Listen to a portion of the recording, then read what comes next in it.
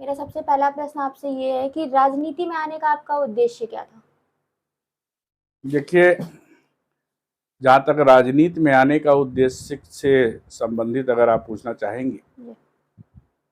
तो मैं 89 में पार्षद निर्दलीय रहा यहाँ खुलदाबाद से। उसके पहले भी विश्वविद्यालय और उसके पहले जाइए तो इंटर कॉलेज में भी हम शिक्षा और चिकित्सा, इन दो चीज़ों के समाज में,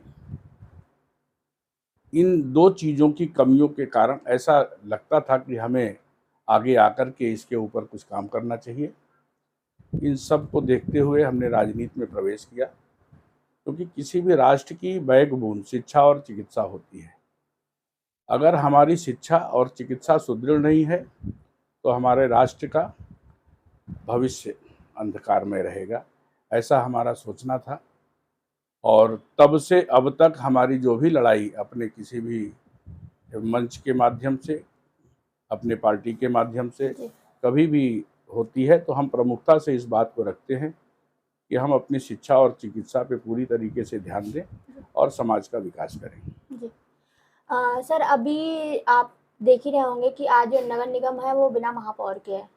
तो क्या सारी व्यवस्थाएं सुचारू ढंग से चल रही है नगर निगम में? देखिए, महापौर के ना होने से कहीं ना कहीं अभी पब्लिक डायरेक्ट अधिकारियों के पास नहीं पहुंच पाती। समाज में, राजनीति में होने वाले जो जनप्रतिनिधि होते हैं, वो जनता और शासन प्रशासन के बीच सेतु का काम करते हैं।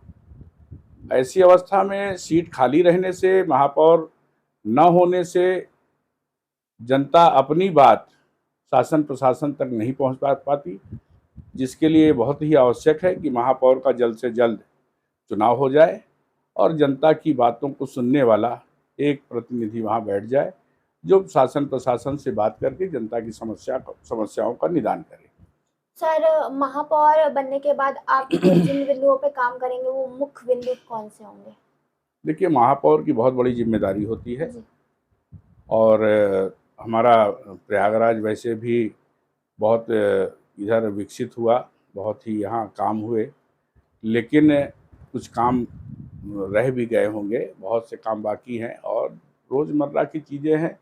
महापौर की जिम्मेदारी एक गृहस्थ चलाने की तरह होती है, तो समय समय पे जैसी आवश्यकताएं आती हैं, महापौर उसको देखते रहते हैं और आप उनको काम करना चाहिए और करते भी हैं और करते भी रहे हैं। हमारे यहाँ जो भी महापौर पहले भी हुए, उन लोगों ने जनता के बीच में रह के अपना काम किया। वर्तमान में महापौर आने से फिर जो चीज़ें अभी जनता का काम नहीं हो पा रहा है, या जनता अपनी चीज़ों को कहीं ना कहीं असहाय समझ रही, अपनी बातें नहीं पहुंचा पा रही हैं, आने वाले समय में जल्द ही चुनाव हो करके और महापौर की नियुक्ति हो जाएगी, सारा काम फिर अपने सुचारू रूप पे आ जाएगा, ऐसा हमारा मानना है। सर, भाजपा नेता होने के नाते आप वर्तमान जो कानून व्यवस्था है उसको किस तरह से देखते हैं? कानून व्यवस्था देखिए बहुत अच्छी है। जी। कानून व्यवस्था में कहीं नहीं कोई त्रुटि नहीं है। जी। हाँ, कोई अगर त्रुटि होती है, कहीं कोई समस्याएं आती हैं, तो तत्काल हमारे शासन प्रशासन की तरफ से, और हमारा प्रदेश नेतृत्व आज की तारीख में इतना सशक्त है माननीय योगी जी के द्वारा।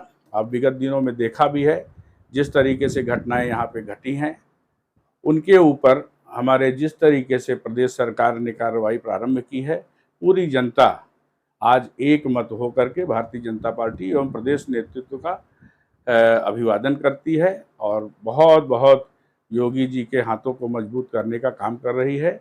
आने वाले समय में भी हमें पूरी उम्मीद है और हमारी पार्टी इसी तरीके से कार्य करती रहेगी, ताकि जनता में बेखौफ आदमी कहीं भी आ जा सके, किसी को कोई समस्या ना हो, ऐसा हम लोग काम कर रहे हैं।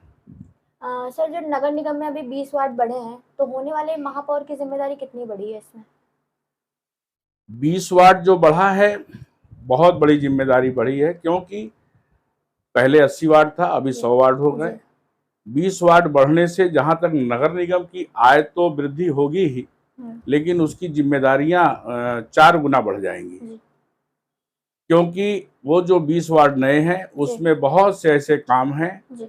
जिनको नगर निगम ने कभी वहाँ पे देखा नहीं होगा, नई नई जगह है, वहाँ क्या क्या आवश्यकताएं हैं, उसको जब तक निरीक्षण नहीं किया जाएगा वहाँ पे पहुँचेंगे नहीं हमारे कार्यकर्ता, हमारे पार्षद, हमारे महापौर, और महापौर के माध्यम से शासन प्रशासन नहीं पहुँचेगा, तब तक वहाँ पे कार्य संभव नहीं है। इसलिए महापौर का चुनाव अतिशीघ्र हो जाए, ये बहुत ही जल्द से जल्द हमारी सरकार करा भी लेगी।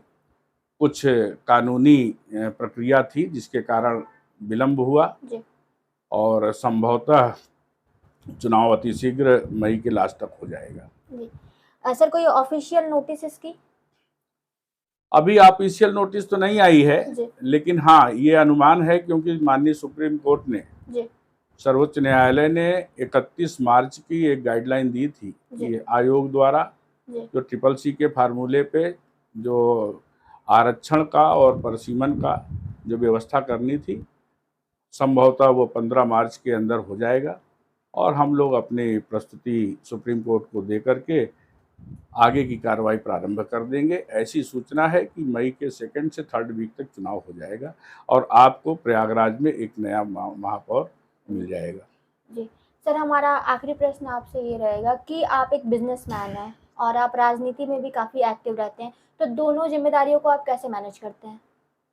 देखिए, बिजनेस एक अपनी जगह है, दाल रोटी चलाना है, अगर जीविका चलाना है तो ज़रूर निश्चित रूप से कोई ना कोई व्यवसाय करना ही है। राजनीति हमारा व्यवसाय नहीं है, और जैसा कि पूरी नगर की जनता और प्रदेश की जनता भी जानती है, तो व्यवसाय के समय पे हम अपना व्यवसाय करते हैं। अपने प्रतिष्ठान पे भी हमारे जितने लोग आते हैं वो भी हमसे कहीं न कहीं से हर तरीके से जुड़े हैं, और जिसका हमें राजनीति में भी बहुत लाभ मिलता है, उनकी समस्याओं का ज्ञान मिलता है, वो लोग आते हैं हमसे अपनी बातों को, समस्याओं को शेयर करते हैं, और उस तरीके से हम अपने पार्टी के मंच पे उनकी बातों को पहुंचाने का कार्य करते हैं। तो कहीं ना कहीं से जो हमारा वर्तमान में बिजनेस का दृष्टिकोण है, जो हमारा कार्य है, उसके माध्यम से भी हम पब्लिक की बहुत सेवा करने में